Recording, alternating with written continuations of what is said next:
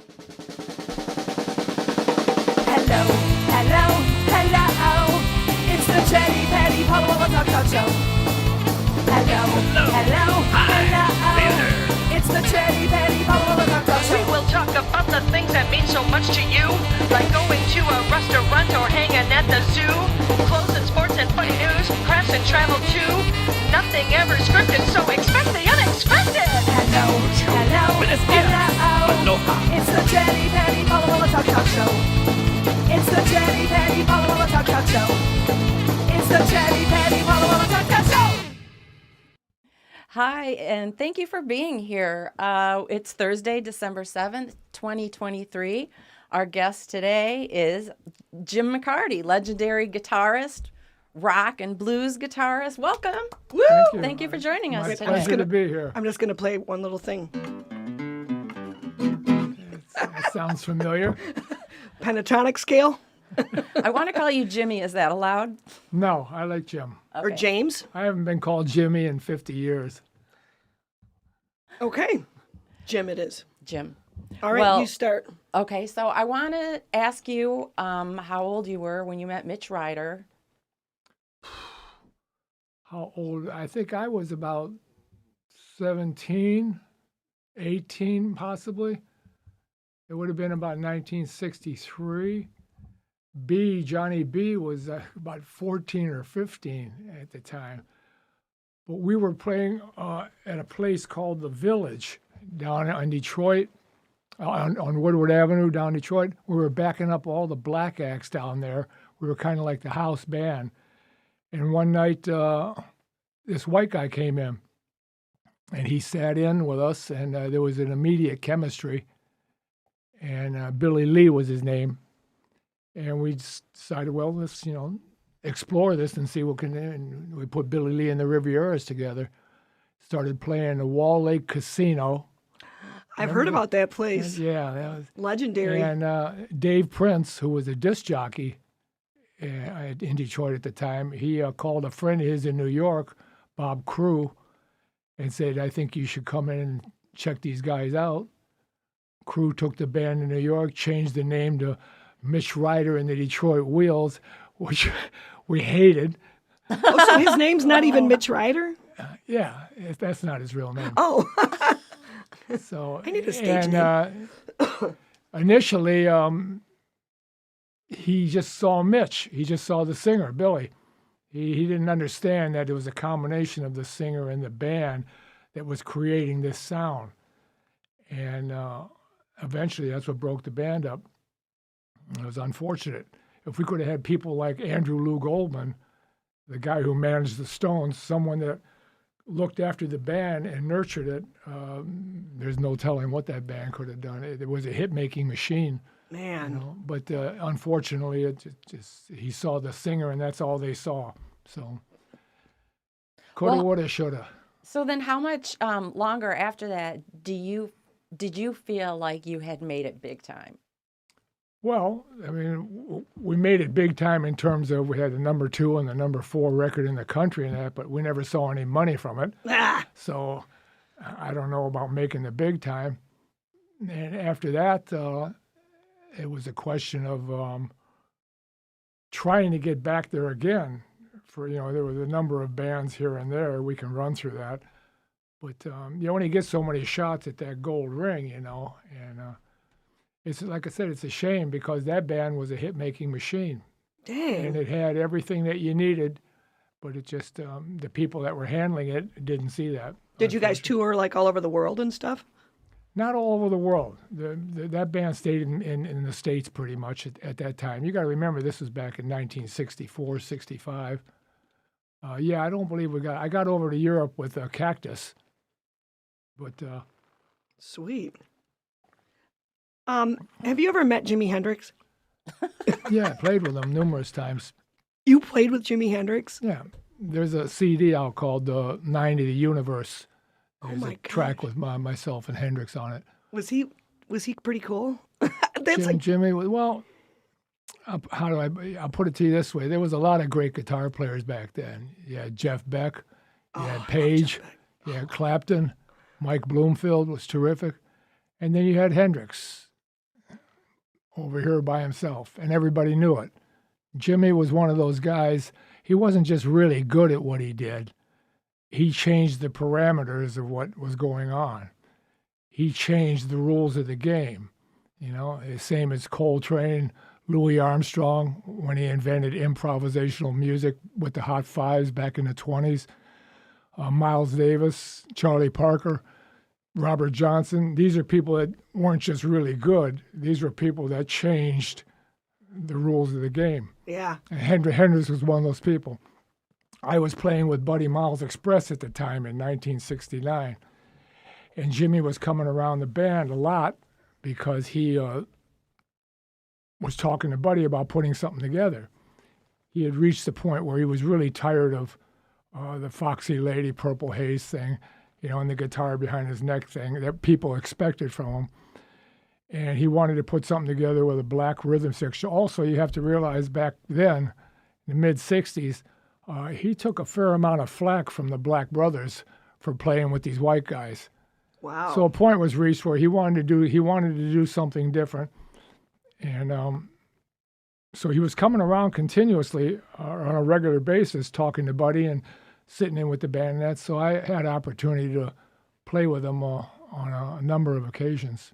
Oh man, I'm jealous. That must have been He was mind blowing. Yeah, what can you say? He was like, you know, he was a genius. I know. Wow. And you're so young. How did you handle all this? Didn't you need to act mature in certain situations or meeting these famous people? Oh, it wasn't that big a deal to me. I mean, Hendrix really liked Mitch riding Detroit Wheels, so there was a mutual so you were the admiration celeb. society. Yeah, although there was a point on the second Buddy Miles album, Jimmy produced the second half of it, and there was a few moments that were a little disconcerting. You could say, "Well, I'm in the studio, going to do a guitar overdub, and Hendrix is in the control. All right, Jim, we'll punch you in over here." You know, but it was cool. You know? I'd have been a nervous wreck. We went out on numerous occasions. Went to the scene one night to see Jerry Lee Lewis, me, Buddy, and Jimmy. So yeah, I was very fortunate that I had the opportunity to hang around with the guy. You know, when he was on stage, he was Hendrix, but off stage, he was a quiet kind of guy. He wasn't Just a a guy. real heavy extrovert or whatever. Wow. Well, Paula, I bet you didn't expect that answer. No. So when did you start playing guitar? Are you like self-taught? Did you? Because Yeah. you were a drummer Well, for a long time. I played the drums. I started playing the drums when I was about 3 years old. My father was a drummer back in the big band days, and I studied drums for about 5 or 6 years.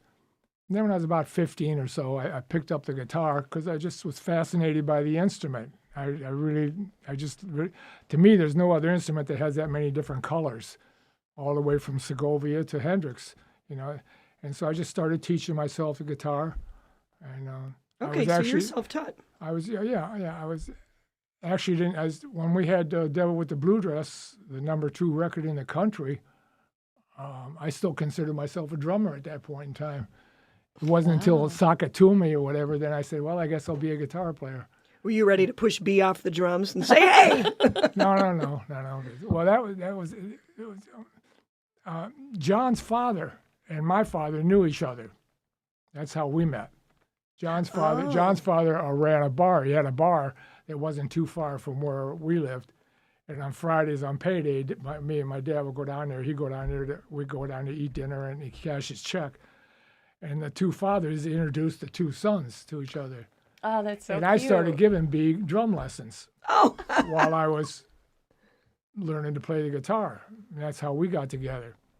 And then Earl Elliott came in on the bass, and then we got together down at the Village where we were backing up the acts.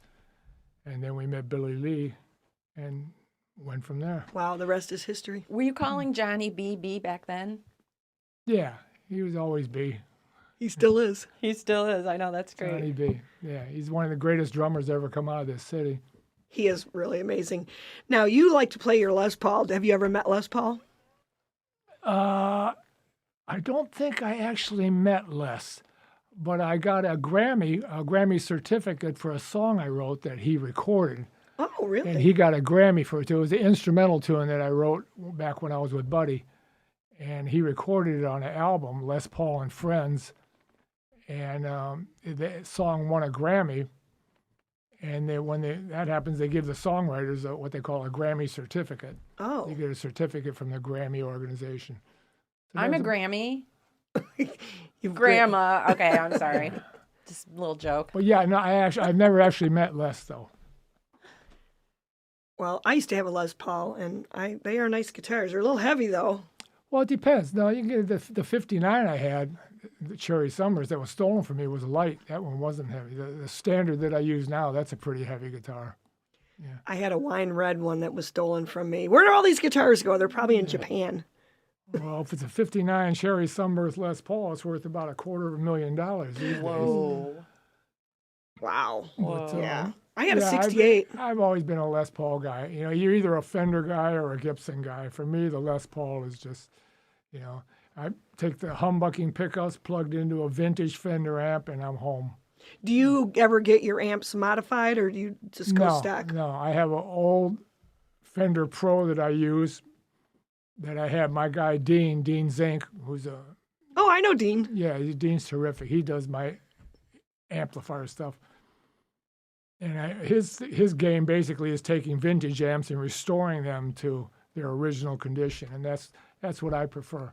You know, I'm not really interested in modifying it. Yeah, I know. I mean, the guys that designed those things initially back then, they knew what they were doing. You know, they sound good and as if is. you got a vintage Fender amp that's working the way it's supposed to be, Then you're a lucky person. That's all I need. I'm a Gibson girl too, but I like the SGs. I have a 63 I never SG. cared I for the love. SGs. They're just so light for the ladies. Yeah, Angus loves them. Yes, Angus he likes a light guitar too. Yeah. Do you have any interesting stories about traveling with bands, or have you done much traveling internationally? Oh, I spent 20, 25 years on the road. Some of the stories we really can't discuss here. But, Oh, yeah. After the show. After the show. There was an evening, I remember an evening once when Cream was doing their final tour. This would have been, 69 this would have been. And Buddy Miles Express was opening for him on some of the dates at Madison Square Garden and a few of the other dates. And I remember going with Buddy up to a hotel room, up to Clapton's hotel room, which I said, well, I knew Eric anyway but we come into the hotel room and they're having like a party there, right? There's a good number of people in there. And in the hotel room, I find myself standing next to Clapton, George Harrison, and Jimi Hendrix. Whoa. Trifecta, man. Wow. What can you say? So that was a fun Do you night. talk in an instance like that, or do you just keep your mouth shut and listen? The what now? Do you talk, or did you just I listen? I didn't do much talking there. I kind of just took it in. Take it in. Yeah, I get it. Well, you were as cool as them, so it was just a Right. real, Well, you know. not quite. Did you used to play at the Grandy a lot? Played at the Grandy, not a lot. We did play there. Yeah, that would have been. Who was that? Was that Cactus? It must have been Cactus. I think so. The thing I remember about the Grandy was going to see Paul Butterfield and a blues band at the time. I knew those guys, and I don't know if we should get into this. Or not, No, I don't know. It turned out though that it was a very, very strange evening for me. Okay. But, yeah, we must have played the Grandy at some point or other. I can't really, for some reason, I can't really remember what band it would have been. It certainly wasn't Mitch, Ryan, and Troy Wills. It must have been Cactus, I guess. Well, maybe, have you ever sat in for other guitarists that were in town and were sick or something? I know that happens now and then. Did you ever have to last minute fill in for somebody? Not really. I can't really remember the last time something like that would have happened. Yeah.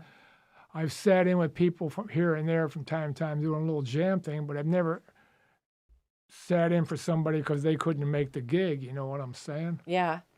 So talk to us about the Rockets and how that group formed. The Rockets, there again, Johnny B.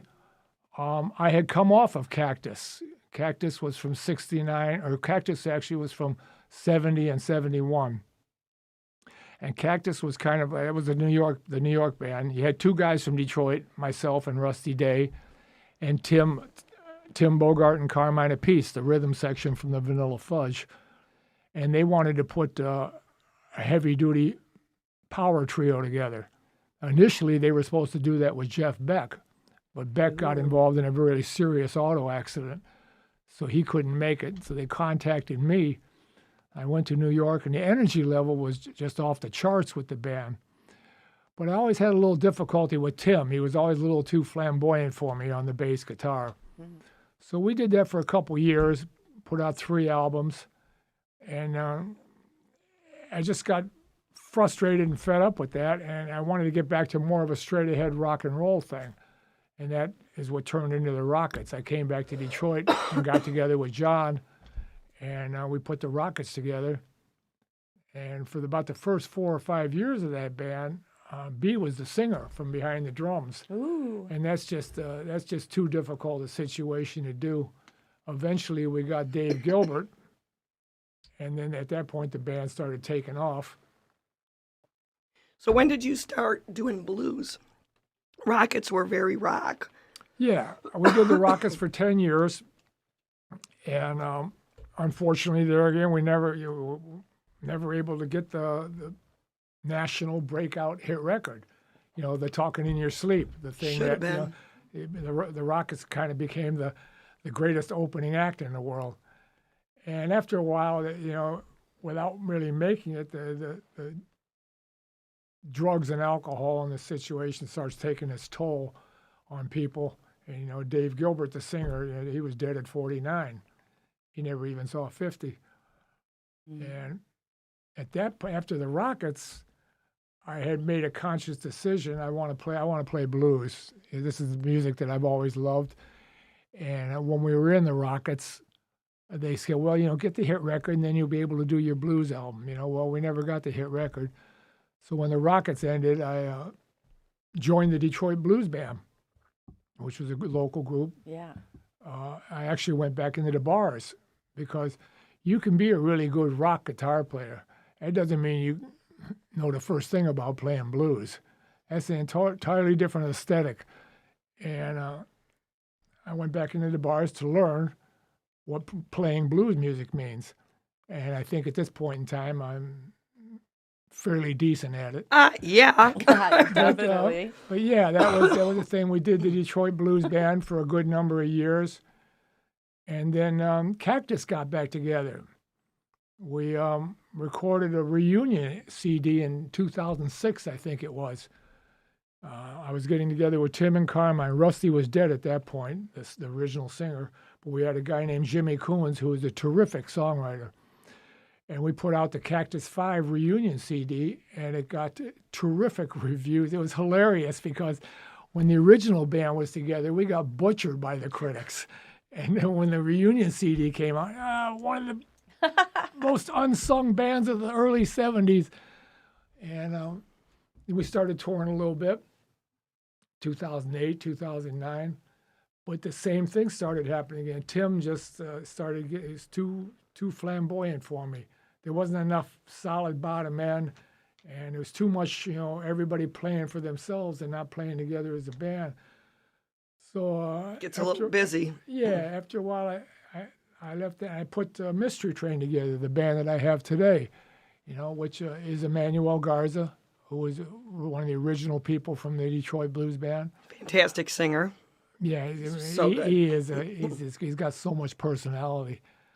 And Marvin Conrad, my bass player, my right arm. And on most of the gigs, or as many as I can get, I have my son Dylan playing drums. And he's my first chair drummer. He's a great drummer. Drumming runs in your family. Your dad, you, your son. There you go. So, but yeah, we've been doing that. I don't do much touring anymore. I'll go maybe 100 miles outside of Detroit. That's about it. I don't sleep all that. I don't sleep probably at all on the road. So we don't do much traveling anymore.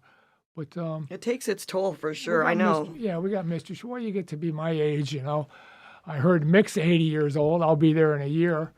And they're going back out on tour again. You know, it's unbelievable. I have no idea how Keith Richards is even alive, let alone still on tour playing guitar. But God bless him. And they play like 2.5 hours. Yeah. At these giant, places. Amazing. Wow. But then again, on that level, I mean, every conceivable thing you can think of is taken care of. Oh, yeah. That's a traveling Well, you need city, a personal is what's- masseuse.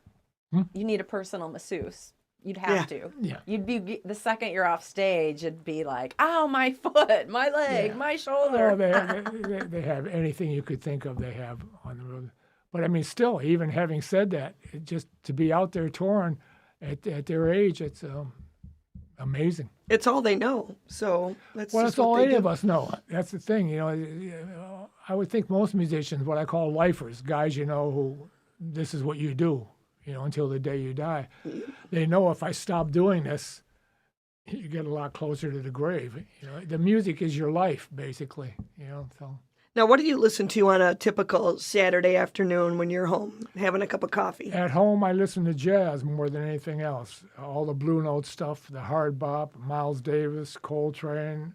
The big three for me are Wes Montgomery, Kenny Burrell, and Grant Green. Those, that's what I grew up on, and that's kind of what I listen to. But that and blues, and then some rock and roll once in a while. But the majority of what I listen to at home is jazz. Doesn't the way jazz guitarists play chords just fascinate you? Because I watch these jazz players. It's because I can't really play jazz, but that's what I enjoy listening to more than anything else. It's kind of strange, but it is what it is. It's fascinating. Yeah. But you've been getting into playing acoustic. I have a acoustic CD that I'm very proud of. I'm really happy that it's out there. It was the latest thing I put out when the pandemic was going on. We weren't playing very much, and I played very little electric guitar at the time, but I played the acoustic, my old Gibson Dove, pretty much every day. And what was it? Somewhere around 2021, I think, I started recording a few of the ideas that I had. And I loved the sound of the old Dove so much that I said, you know what, I'm going to do an all-acoustic CD. And I did it and put it out, and I've gotten a really nice response from people around the country on it. Oh, that's I'm cool. really glad it's out there because it's an entirely different side of Jim McCarty. Well, how can people find that? I'm sorry? How can we find that? Well, you can go to CD Baby. You can go to my website, jimmccarty3 at gmail.com, or you can come to one of the gigs. Yeah. Oh, so you have CDs that you sell at the shows? Absolutely, For the absolutely. acoustic. Oh, great. Yeah. But Yeah, yeah, so it was CD Baby, Amazon, all those online places. Be a great I've got Christmas about gift. 8 or 9 of them out there now. Well, that's cool. Including the Cactus stuff. Have you ever done a show acoustically? No, I've had people ask me about that since the acoustic CD came out. But how do I explain this? The acoustic CD was done. It's an extremely delicate situation. It was done in my living room between 12 o'clock and 4 o'clock in the morning. Oh, jeez. Well, that's when I go You're to a bed. night owl. That's when I go to bed, 4 o'clock. But I have extra light gauge strings on the guitar, and it's how to explain it? I wouldn't be able to get into that place in a live environment. Oh, You see, I understand. it's extremely delicate, sensitive situation. It's more coffee shop, like if you did a coffee in shop. a live gig. in a live context, I would not be able to do what I did on the CD. Yeah. So that's kind of there's not going to be any acoustic live performances. You like to play live blues and get that sustain going. You got the sustain. Oh, yeah, There's nothing I've like got it. the old tube screamer. That's my baby, and the tube driver. Those are the two pedals I use. I was going to ask you about pedals. It's on my list. So you use just those two? Yeah, I have an old tube driver. That's like a Marshall stack in a box. But I have an old one. B.K. Butler, the guy who makes them, sent me a couple of the new ones, and they're okay, but they don't sound like that old one. That old one's about 35, 40 years old, and that baby it sounds like an amp on 15, when you punch that in. And then this tube screamer is for sustain, and then when the pedals are off, I like the amp fairly clean, so I can go from nice and clean to balls out crunch, That's cool. Yeah, I cover the whole spectrum. Yeah. Wow. And a lot of these places, the clubs, you can't really play that loud. You can't, they're constant, can you turn it down a little bit? So the pedals enable you to still get the balls at some of these, volumes you have to deal with in the clubs. Because sustain does lend itself to being loud. Yeah. Do you have any gigs coming up before Christmas? We just did the, where were we at? We did Bolero. Yeah, it was the Bolero. Thank you. And that was fun. That's a small place, but we packed that place out, and it's a really nice audience. We play again towards the end of the year. We'll be at the Token Lounge, opening with Larry McRae. That's on the 29th. And then the day after, the 30th, we're at a place we haven't played before called the, what the devil is this called? It's a little club over on Stevenson Highway, actually not that far from here, Wow. between 14 and 13. On Stevenson? Yeah, what is that? What city is that? Madison Heights. Madison. It's the Madison Club Bar and Grill. Is what That it's used to called. be a Mexican restaurant. I don't think this is a Mexican restaurant. No, it used to be. Wow, new club close All to my right, house. hey, new bar, Paula. The We Madison, check it I've out. never heard of it. In fact, I think me and Sally were planning on stopping by there when we leave here just to see where it's at. But we're there on the 30th. And then I don't play a lot in the wintertime. I hate the friggin' winter. I know. I don't, once it gets to be 10 degrees outside. I don't like driving in it. But, so yeah, we have something. There's a gig in January somewhere and one in February. But we won't really start back up again until the March, I would imagine. Were you ever a Marshall stack guy? Oh, what now? Marshalls? You ever Oh, play that was Marshall? back in the Cactus days, yeah. That's why I can't hear anymore. There's nothing like it, man. Good old Marshall. Well, you know what the thing was, though? They look so pretty. I had, at one point I had 3 stacks, but all I had was the bottom cabinet connected. Oh, Oh yeah, no, I've never. And that's why Townsend has tinnitus. His hearing's worse than mine. I could never understand how they could use that entire full stack, because all you're hearing is yourself. yes. And then what they got to do is have the monitors in front of them blasting so they can hear the band.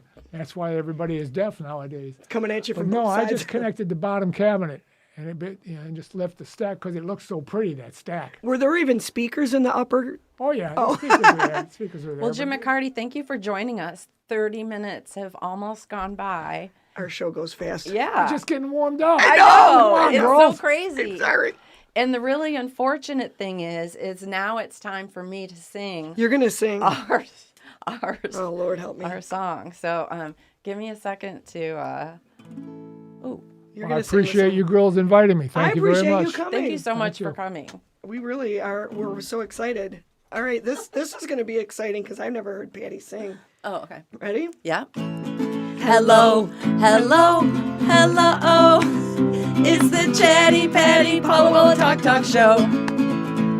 Hello, hello, hello. It's the Chatty Patty Paula Walla Talk Show. We will talk about the things that mean so much to you, like going to a restaurant or hanging at the zoo.